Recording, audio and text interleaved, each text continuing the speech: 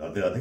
हमारे भारतीय समाज में देखें कि आप डायबिटीज़ और ब्लड प्रेशर जैसी बीमारियां बहुत ज़्यादा क्यों हो रही हैं। इसके कारण मूल में है हमारे जो पारिवारिक ढांचे हैं वो सब बिखर गए। पहले बुजुर्ग जो कहता था वो इसकी बात सभी लोग मानते थे। इसके बाद फिर विचार विमर्श का दौर आया, फिर इसके बाद तर्क शुरू हो गया, नहीं आप गलत है, आप जो कह रहे हैं गलत है, उसको नहीं मानना है। बिखराव शुरू होता है। इसके बाद उस थ्योरी से जो बच्चे आगे पल के बड़े होते हैं तो जब वो परिवार बसाते हैं तो कोई किसी की बात नहीं मानता है, तर्क करते हैं और हमेशा नो रहता है। तो जहाँ नो रहता है तो फिर उस परिवार के अंदर तनाव, और तनाव के बाद फिर ये हमारे राजरोग, डायबिटीज और ब्लड प्रेशर जैसी बीमारियां सामने आ रही हैं।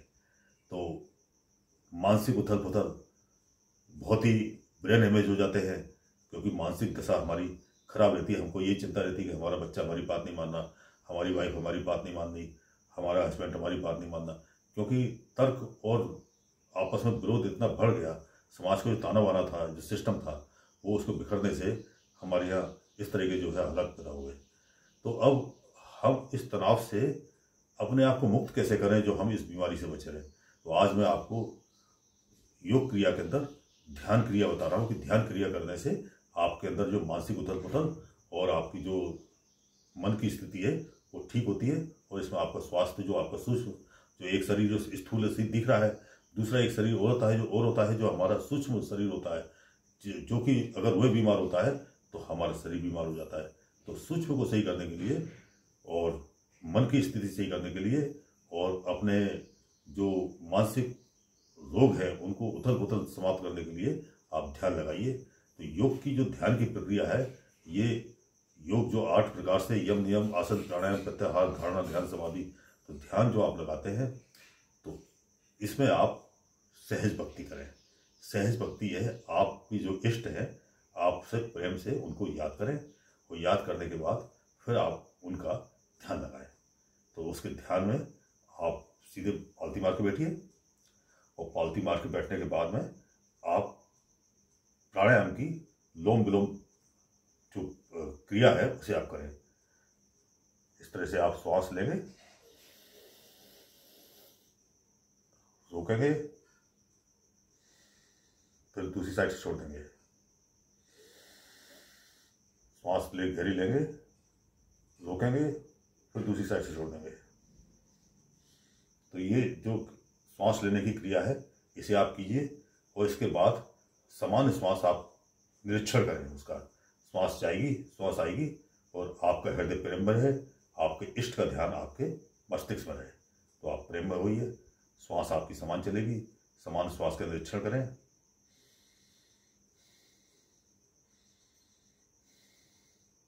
धीरे धीरे आपका मन प्रसन्नता में गिरता जाएगा और जब प्रसन्न मन होगा उसके बाद फिर आप अपने इष्ट को अपनी आज्ञा चक्र के बीच में लेके आए। जैसे मैं भगवान राम जी का स्वरूप अपने आज्ञा चक्र पर लेके आता हूं।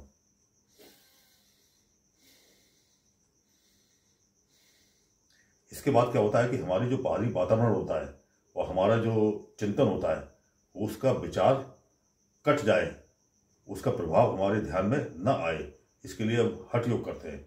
हठ योग में क्या होता है कि जीभ को आप अपने तालू से लगा ले पलट के। जैसे आप जीभ को तालू से लगाएंगे उसके बाद आपका ध्यान यहाँ अपने इष्ट के प्रति रहेगा। तो उसके बाद आप पाएंगे कि आपका जो बाह्य वातावरण है वह आपसे कट हो जाएगा और फिर इसके बाद आप लयबद्ध होके उनके नाम का जप करें।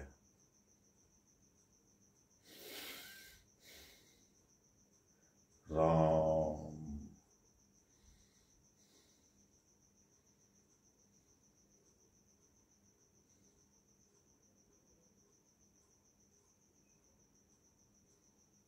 जीभ तालू से लगी है और राम का जप अंदर जा रहा है, राम का नाम बाहर आ रहा है। राम अंदर जाएगा, राम बाहर आएगा, राम राम, और राम का ध्यान मस्तिष्क में और जीव आपकी तालू से, ये ध्यान आपका लगाइए। और जब इसको आप थोड़ा और आगे बढ़ेंगे तो आपका ध्यान स्वतः ही लगता चला जाएगा।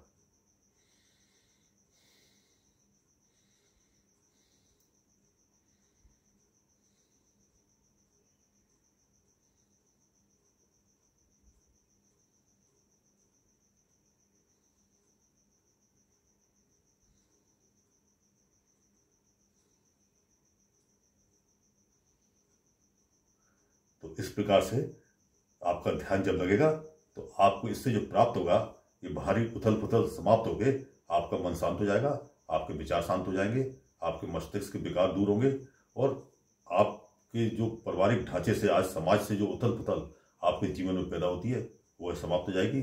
आप प्रसन्नतापूर्वक अपना दैनिक यापन, जीवन के कार्य करेंगे और स्वस्थ रहेंगे, प्रसन्न रहेंगे। तो जय राम जी।